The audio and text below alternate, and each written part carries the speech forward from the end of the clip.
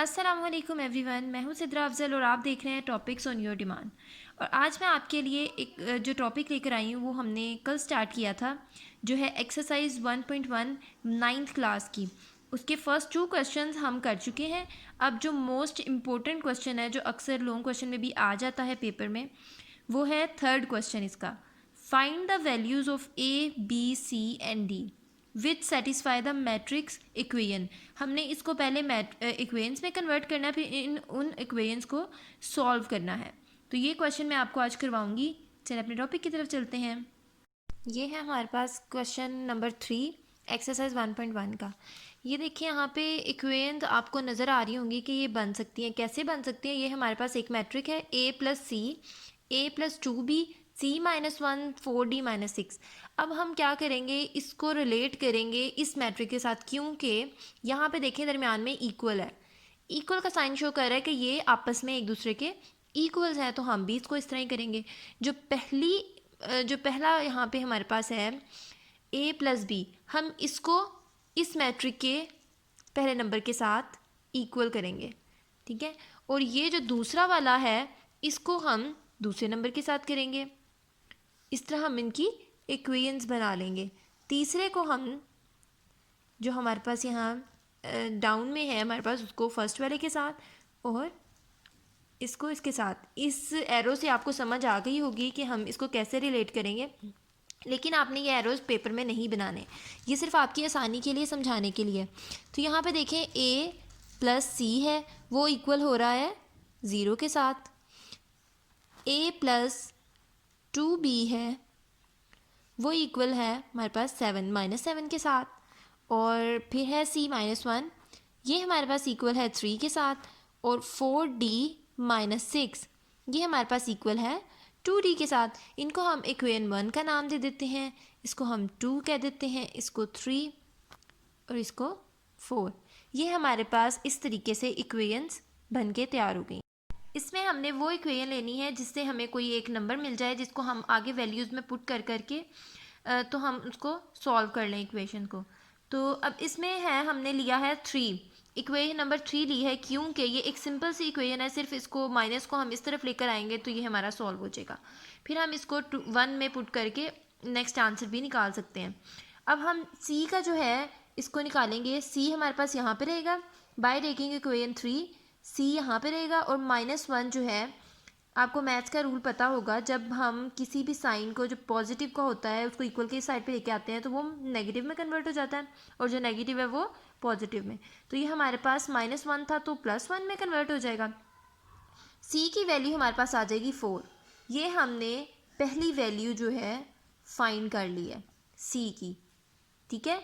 अब हम क्या करेंगे, इस c की वैल्यू को 1 में पुट करेंगे तो ये हमारे पास वैल्यूज़ आती रहेंगी। तो अब हम इसमें क्या करेंगे, अब हमने ली है इक्वेशन 1, क्या है, by putting value of c in equation 1। अब c में जो वैल्यू आई है हम उसको इक्वेशन 1 में पुट कर सकते हैं, क्योंकि वहाँ पे c हमारे पास मौजूद है।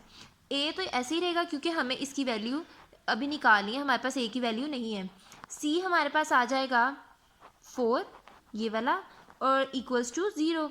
अब यहाँ पे 0 है और ये 4 इस साइड पे, हम क्या करेंगे, इस 4 को हम इक्वल के साइड पे ले आएंगे। ये 0 है और यहाँ पे आके 4 -4 बन जाएगा। तो 0 में से कोई वैल्यू माइनस करे या प्लस करे कोई फ़र्क नहीं पड़ता, तो ये हमारे पास ख़त्म हो जाएगा, हमारे पास रह जाएगा -4। माइनस क्यों आया है, क्योंकि जो बड़ी अमाउंट होती है, बड़ी वैल्यू होती है, उसके साथ जो साइन होता है वही प्लस माइनस में आप आंसर में लिखते हैं। अब ये हमारे पास by putting the value of a in equation 2।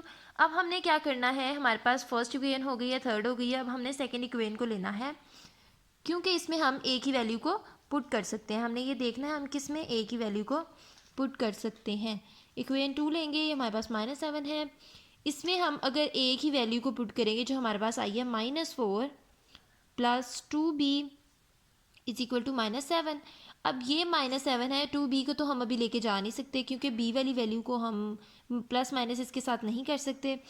4 है हमारे पास, 2b को हम यहीं पे रहने देंगे, -7 है और यहाँ पे जाके प्लस का 4 हो जाएगा। अब जब हम 2b ऐसे ही आ जाएगा, -7 में से हम 4 को माइनस करेंगे तो ये हमारे पास आ जाएगा 3 माइनस फिर इसी तरह, क्योंकि 7 हमारे पास बड़ी वैल्यू है। अब क्या करेंगे, ये जो b है 2 और b आपस में मल्टीप्लाई हो रहा है। जब भी कोई साइन नहीं होता इनके दरमियान में तो इट्स मीन कि आपस में मल्टीप्लाई हो रहे हैं। जब भी मैथ्स का रूल है कि अगर हमने इसको 2 को b से अलहदा करना है, मतलब दूसरी साइड पे इक्वल की तरफ लेकर जाना है, अगर वो मल्टीप्लाई हो रहा है तो वो डिवाइड हो जाएगा, अगर डिवाइड हो रहा है तो मल्टीप्लाई हो जाएगा। अब यहाँ पे हमें चाहिए b, तो हम b को अलहदा करेंगे और 2 को यहाँ पे ले जाके डिवाइड कर देंगे। -3 के साथ 2 को डिवाइड किया, ये हमारे पास इसका आंसर आ जाएगा -1.5। इसको -3 को 2 पे डिवाइड करें तो ये हमारे पास ये इसका आंसर आ जाएगा। अब हमारे पास 3 वैल्यूज़ निकल गई हैं, सी की भी आ गई है, ए की भी आ गई है और बी की भी आ गई है। अब सिर्फ एक रह गई है जो हमने डी फाइंड करनी है और हमारे पास फोर्थ इक्वेशन है।